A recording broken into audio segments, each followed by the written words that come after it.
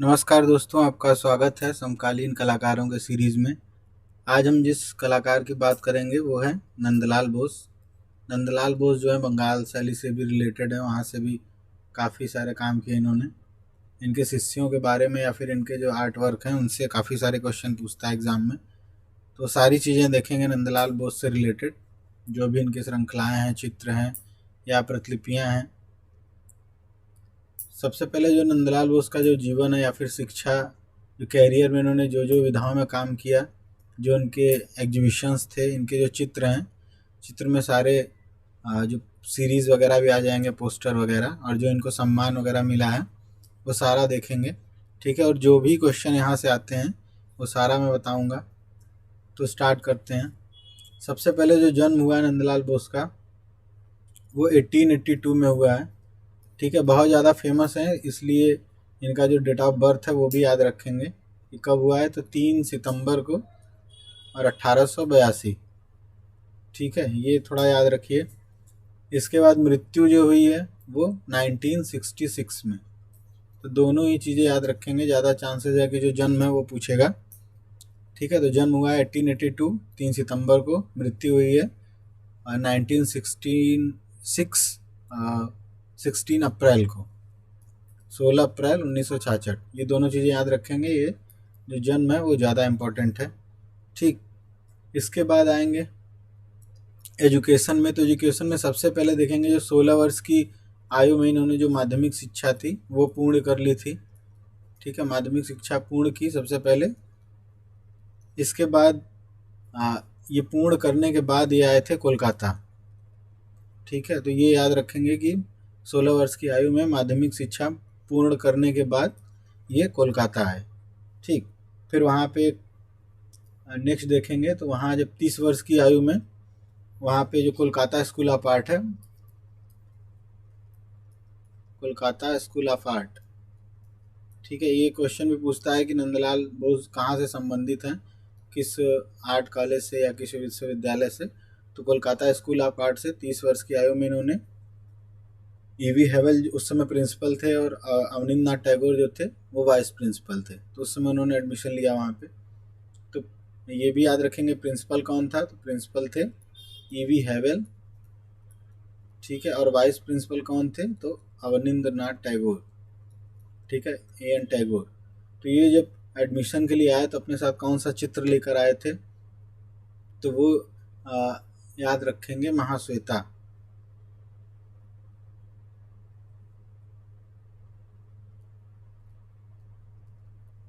ठीक है, अगर ये भी पूछ सकता है महाश्वेता चित्र किसका है, या कौन सा कलाकार अपने एडमिशन के समय महाश्वेता नामक चित्र लेकर आया था, तो नंदलाल बोस है।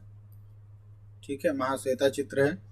इसके बाद ये यहाँ पे याद रख लेंगे 30 वर्ष की आयु में कोलकाता स्कूल ऑफ आर्ट में एडमिशन लिया, जब प्रिंसिपल ईवी हेवल थे, वाइस प्रिंसिपल अवनींद्रनाथ टैगोर थे, और अपने साथ ही महाश्वेता चित्र लेकर आए थे। इसके बाद 1917 में 1917 में इनका जो एजुकेशन था वो कंप्लीट हुआ, शिक्षा प्राप्त हो गया। ठीक है, शिक्षा प्राप्ति के बाद जो है वहाँ पर विचित्रा कला केंद्र था। विचित्रा कला केंद्र में ये कुछ समय तक एक अध्यापक के रूप में काम किया इन्होंने। विचित्रा कला केंद्र और ओरिएंटल स्कूल ऑफ आर्ट, ये दो जगह पे इन्होंने काम किया था। ठीक है, ऐसे भी पूछ सकता है कि शिक्षा प्राप्ति के बाद नंदलाल बसु जी ने कहाँ पर काम किया, तो विचित्रा कला केंद्र में और ओरिएंटल स्कूल ऑफ आर्ट में। ठीक, अब ओरिएंटल स्कूल ऑफ आर्ट जो था यहाँ से इन्होंने 1922 में नौकरी छोड़ दी रविन्द्रनाथ टैगोर के कहने पे। ठीक है, नौकरी छोड़ने के बाद जो है 1924 में ये जो रविन्द्रनाथ टैगोर यानी आर्यन टैगोर के साथ ये यात्रा पर निकल गए। ठीक है, जहाँ पर बहुत सारे देशों की यात्रा की इन्होंने, जैसे वर्मा हो गया, चीन हो गया और जापान हो गया। ठीक है, ये रविन्द्रनाथ टैगोर के साथ 1924 में इन्होंने इन सारे देशों की यात्राएं की। ठीक, यहाँ से एक चीज़ और याद रख लेंगे 24 के थोड़ा सा पहले से, कि 1922 में जब इन्होंने ओरिएंटल स्कूल की नौकरी रविन्द्रनाथ टैगोर के कहने पे छोड़ दी, तो उसके बाद इन्होंने विश्व भारती कला भवन जो था उसका अध्यक्ष बने। ठीक है, रविन्द्रनाथ टैगोर ने उनको बनाया और उसके बाद 1924 में ये रविन्द्रनाथ टैगोर के साथ यात्रा पर निकल गए। ठीक, तो ये थोड़ा सा सन वाइज याद रखेंगे।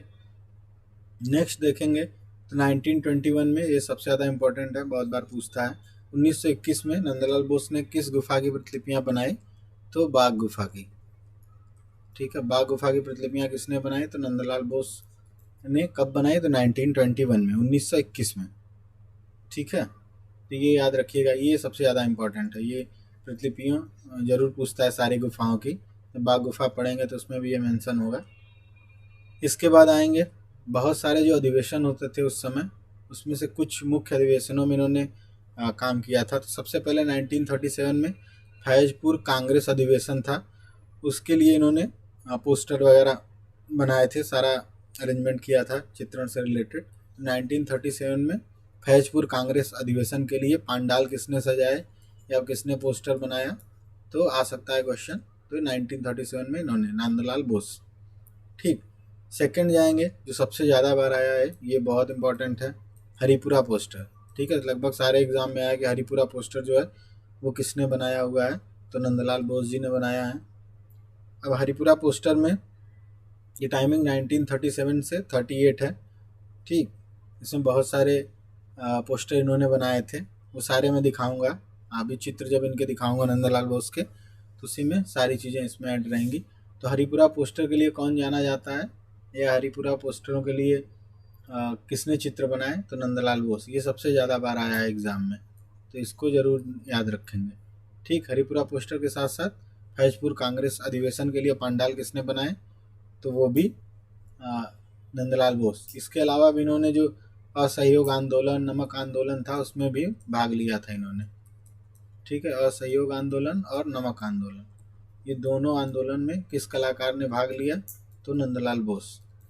ठीक है, नेक्स्ट देखेंगे तो ये नंदलाल बोस जो है चित्रकार के रूप में फेमस है। ठीक है, और माध्यम में इन्होंने लगभग माध्यम में जैसे जल रंग में काम किया है। ठीक, तैल में भी इनके कुछ चित्र मिलते हैं, लेकिन अधिकांशतः जल रंग है। उसके बाद स्याही में भी काम किया है इन्होंने। ठीक, तैल भी लिख सकते हैं, जल में, तैल में, स्याही में। इसके बाद जो है टेम्परा में भी काम किया है। ठीक, टेम्परा में इनके बहुत सारे चित्र मिलेंगे, जैसे पुष्पलीय महिला 1946 में इन्होंने एक बनाया था टेम्परा में।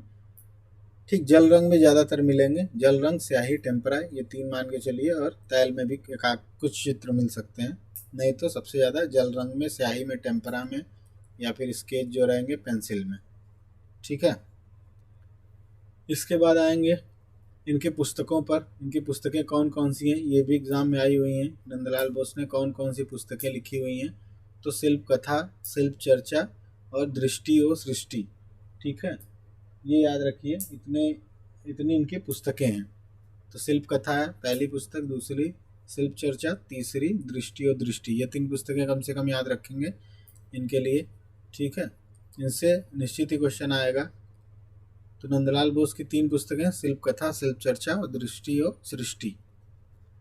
ठीक है, इसके बाद आगे देखेंगे तो इन्होंने काफ़ी सारे भित्ति चित्र बनाए हुए हैं। तो म्यूरल्स जो हैं, जो कि एग्ज़ाम में पूछे भी जाते हैं, वो सारे म्यूरल देखेंगे कि कौन कौन सा फेमस है इनका म्यूरल। ठीक, तो जलता देवदार एक है, ये इसको याद रख लीजिएगा। और नटीर पूजा है, ये भी इम्पोर्टेंट है। ये दो जो कि एग्ज़ाम में पूछे गए हैं अब तक। ठीक है, जलता देवदार और नटीर पूजा। इसके अलावा गंगा अवतरण भी है। ठीक है, गंगा अवतरण भी इन्होंने बनाया हुआ है। एक विज्ञान मंदिर था कोलकाता में, वहाँ पर भी भित्ति चित्रण किया था। तो कम से कम जलता देवदार, नटीर पूजा, गंगा अवतरण, ये कुछ याद करके रखिए।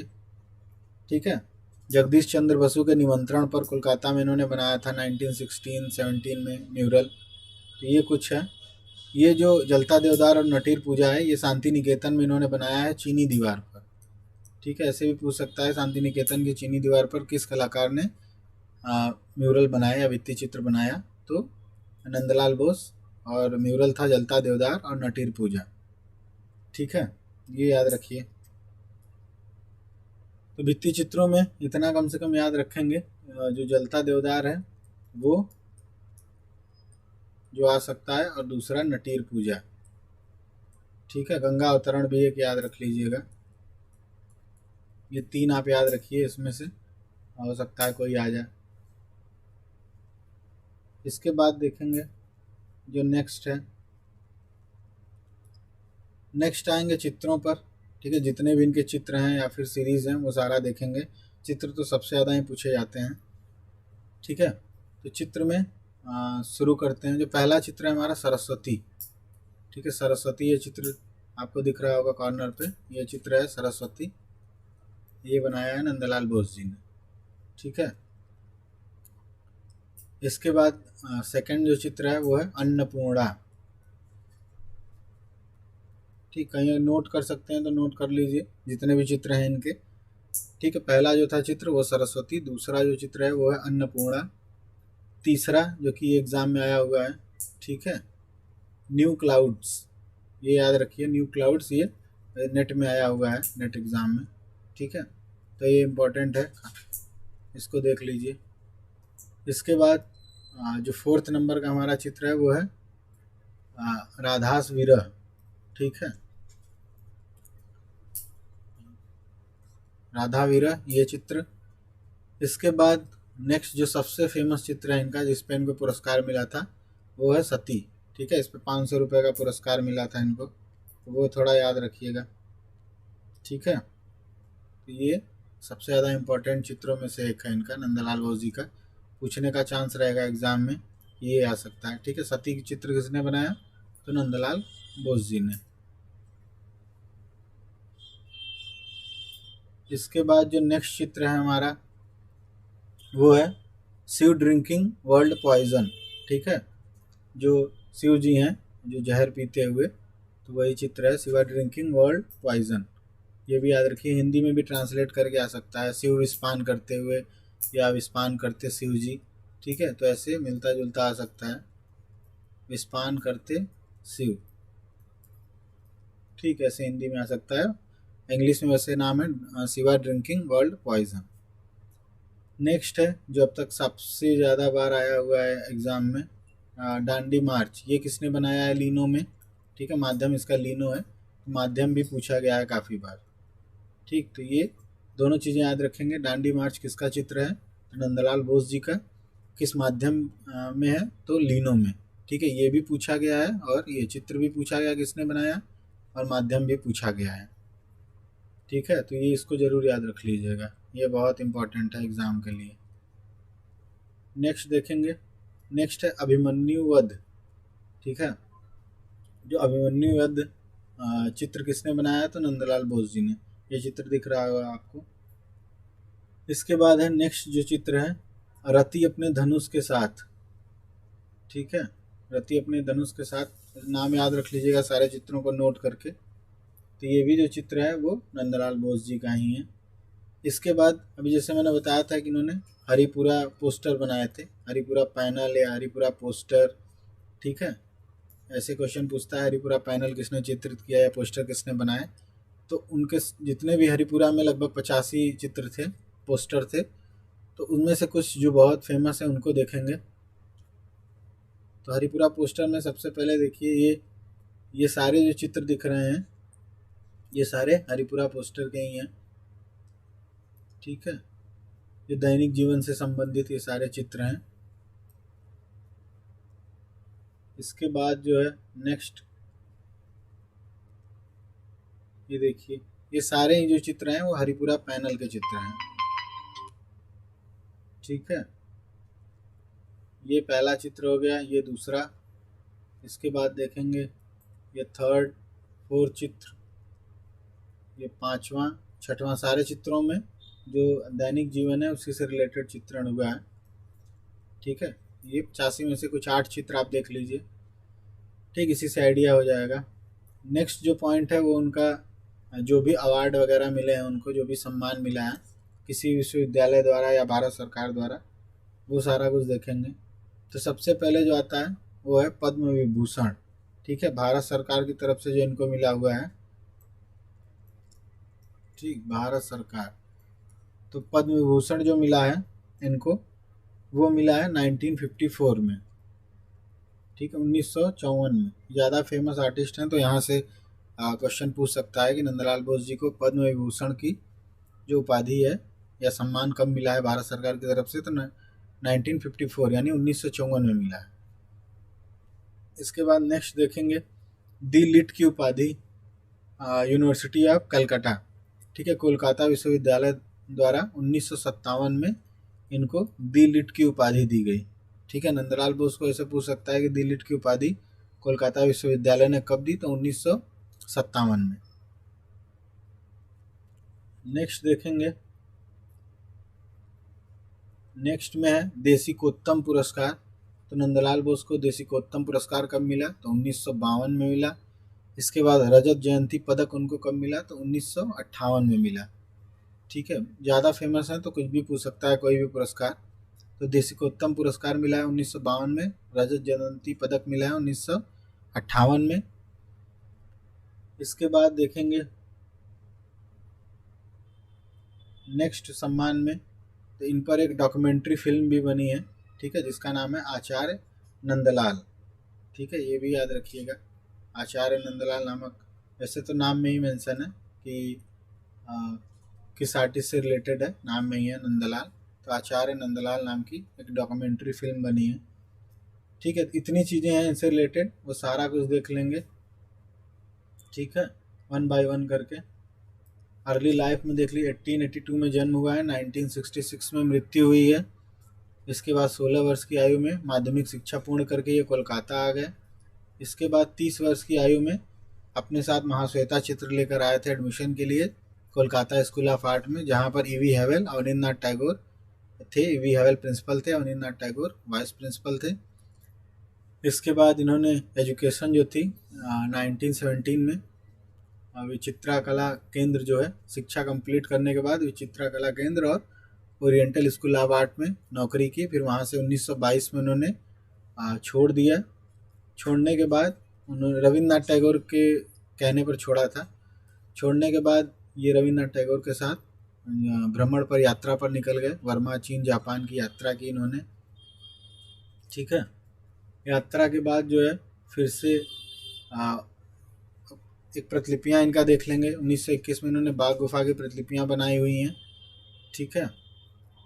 इसके बाद जो सबसे फेमस जो एग्ज़ाम के लिए आता है फैजपुर कांग्रेस अधिवेशन, उसके इन्होंने चित्र बनाए थे,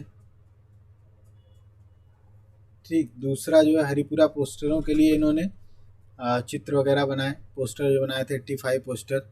उसमें बहुत सारे जो इससे पूछे जाते हैं, हरिपुरा पैनल किसने बनाया, पोस्टर किसने बनाया, कब बनाया, तो सारी चीज़ें याद रखिएगा, ठीक है।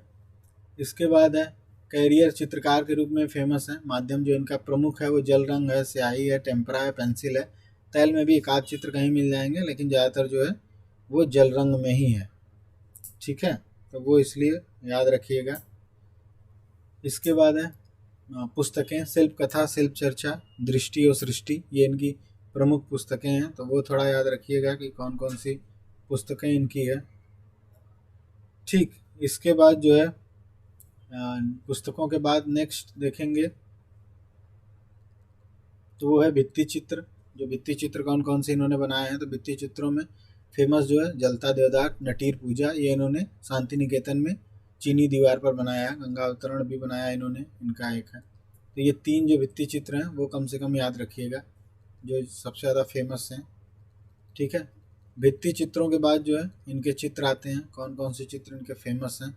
चित्रों में सबसे पहले है सरस्वती, उसके बाद है अन्नपूर्णा, ये न्यू क्लाउड्स, ये आ चुका है एग्ज़ाम में। राधा विरह, इसके बाद सती, ये भी इम्पोर्टेंट है, ये भी आ चुका है एग्ज़ाम में। नेक्स्ट है विस्पान करते शिव जी, या शिव विस्पान करते हुए, विष ग्रहण करते हुए। नेक्स्ट है डांडी मार्च, लीनो माध्यम में है, इन्होंने बनाया है। अभिमन्यु वध इनका चित्र है। इसके बाद है रति अपने धनुष के साथ, ये इनका है। हरिपुरा पोस्टर के कुछ चित्र देख लेंगे, ठीक है। ये सारे जो चित्र हैं ये हरिपुरा पोस्टर के हैं। इसके बाद सम्मान है। सम्मान जो इनको मिला है, पद्म विभूषण मिला है 1954 में। इसके बाद डी लिट की उपाधि 1957 में मिली है कोलकाता यूनिवर्सिटी से।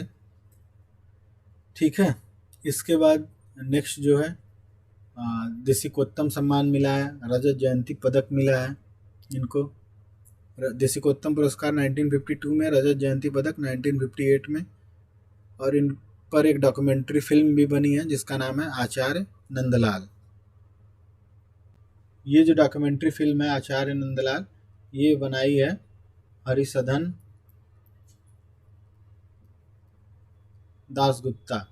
ठीक है, नाम याद रख लेंगे, हरिसधन दासगुप्ता, ये पूछ सकता है, मूवी से रिलेटेड पूछता है तो हरिसधन दासगुप्ता ने इसको बनाया है 1984 में, 1984 में आचार्य नंदलाल नामक जो डॉक्यूमेंट्री है वो किसने बनाई है, तो हरिसधन दासगुप्ता जी ने। ठीक है, इतनी चीज़ें थी इनसे रिलेटेड, नंदलाल बोस जी से रिलेटेड। तो सारा आप कोशिश करिए कि सारा कुछ याद कर लीजिए। ठीक है, पॉइंट वाइज। बाकी वीडियो पसंद आए तो वीडियो को लाइक करिए, अभी तक चैनल को सब्सक्राइब नहीं किया है तो चैनल सब्सक्राइब कर लीजिए। मिलते हैं नेक्स्ट वीडियो में, आज के लिए इतना ही, धन्यवाद, जय हिंद।